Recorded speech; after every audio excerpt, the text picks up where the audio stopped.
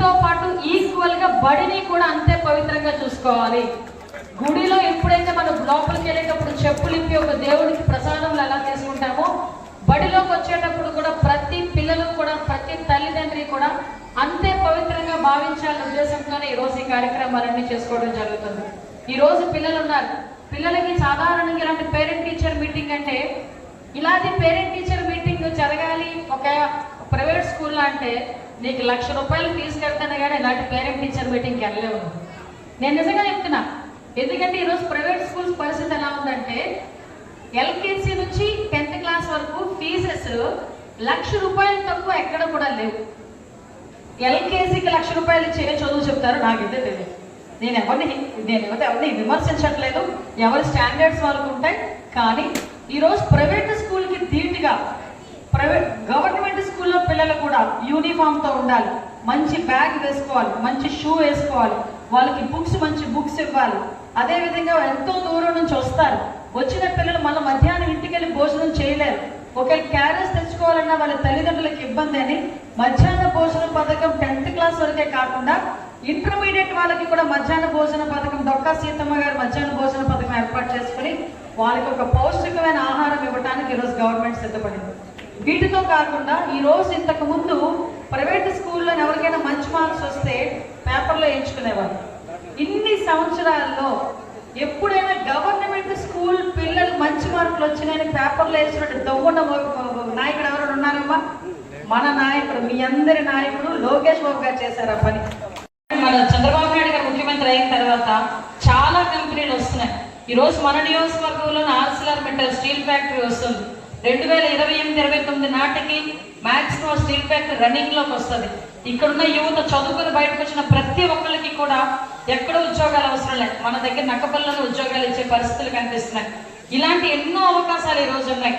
ఇవన్నీ అందిపుచ్చుకోవాలి అంటే కనుక పిల్లలు కూడా చాలా జాగ్రత్తగా చదువుకోవాలి.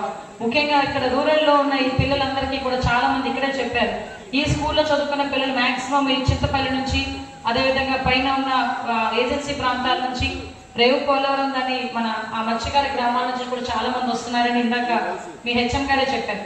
ఇక్కడ పిల్లల్ని అంత దూరం నుంచి తల్లిదండ్రులు పంపించి చదువుకుంటునేటప్పుడు డెఫినెట్గా పిల్లలు కూడా అంతే బాధ్యతగా చదువుకోవాల్సిన అవసరం ఉంది. నేను ఈ రోజుల్లో పరిస్థితులు ఎలా ఉన్నాయంటే ఎందుకు పిల్లలు ఈ డ్రగ్స్కి గాంజాలకి అలవాటు పడుతున్నారో కూడా తెలియట్లేదు. చిన్న చిన్న పిల్లలకి కూడా వాటిని అలవాటు చేసే పరిస్థితులు వస్తున్నాయి. అందుకే నేను చాలా సందర్భాల్లో చెప్తాను, ఫస్ట్ పోలీసింగ్ ఎవరు చేయాలి అంటే ఇంట్లో అమ్మ చేయాలి.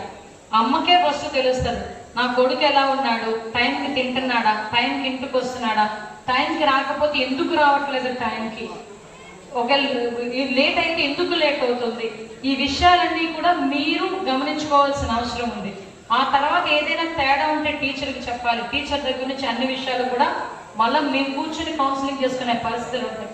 వీటితో పాటు ఈరోజు గవర్నమెంట్ తీసుకోవాల్సిన నిర్ణయాలు, ఈగల్ కానీ ఇందాకే వచ్చారు, ఈగల్ ఇన్స్పెక్టర్ వచ్చి మాట్లాడారు మీతో, ఇలాంటివన్నీ చాలా కార్యక్రమాలు. ముఖ్యంగా ఆడబిడ్డలు, చాలా మంది పిల్లలు, మగపిల్లలు కానీ ఆడబిడ్డలు కానీ ఈ రోజులో సైబర్ క్రైమ్స్ లో డబ్బులు లేక చాలా మంది 5,000, 10,000 అప్పులు ఇస్తామంటే ఆ చిన్న లింక్ ఒకటి క్లిక్ చేస్తారు. ఆ ఒక్క లింక్ క్లిక్ చేసి మీకు ఆ టైంలో ఒక 5,000, 10,000 మీ అవసరమైతే రావచ్చు. కానీ తిరిగి కట్టేటప్పుడు ఆఖరికి ఒక క్లిక్ మీ మొబైల్లో మీ ఫోటోలు, మీ ఇంట్లో కాంటాక్ట్ నెంబర్లు అన్నీ ఆడి చేతిలోకి వెళ్ళిపోతాయి.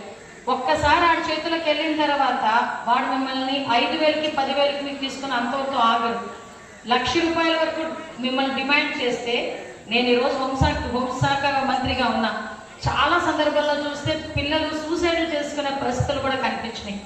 కొంతమంది మా దగ్గరికి వస్తున్నారు, అమ్మ ఇలా అవుతుందని. ముఖ్యంగా ఆడబిడ్డలకు కూడా చెప్తున్నా, ఏదైనా లింక్ మీకు తెలియని లింక్ వస్తే దయచేసి అవన్నీ కూడా మీరు టచ్ చేయకండి.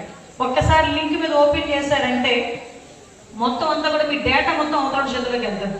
అందులో అన్నోన్ లింక్స్ ఏమి ఉపయోగించద్దు. నిన్నే గౌరవ సీఎం గారు ఒక ఐపీఎస్ ఆఫీసర్ సందర్భంతో రీట్రీట్ చేస్తే వాళ్ళు చెప్తున్నారు, ఈరోజు ఓవరాల్గా దేశం మొత్తం మీద 86% ఇంటర్నెట్ యూజ్ చేస్తున్నాం. 86% ఇంటర్నెట్ యూజ్ చేస్తున్నాం. ఆ 86% ఇంటర్నెట్ యూజ్ చేసే వారిలో చాలా మంది అందులో తెలుసో తెలియక వాడేవాళ్ళు ఇలాంటి అన్నోన్ లింక్స్ని క్లిక్ చేయటం వల్ల వాళ్ళ సొంత డేటా అంతా వాళ్ళ దగ్గరికి వెళ్ళి వాళ్ళు బ్లాక్మెయిల్ చేస్తే బయటికి చెప్పుకోలేక కూడా చాలా మంది ఇబ్బందులు పడే సందర్భాలు. మీకు విషయం తెలుసా, సైబర్ క్రైమ్ లో ఎక్కువగా మంది బాధితులు ఎవరో చెప్పనా, బాగా చదువుకున్న వాళ్ళు, రిటైర్ అయిపోయిన వాళ్ళు.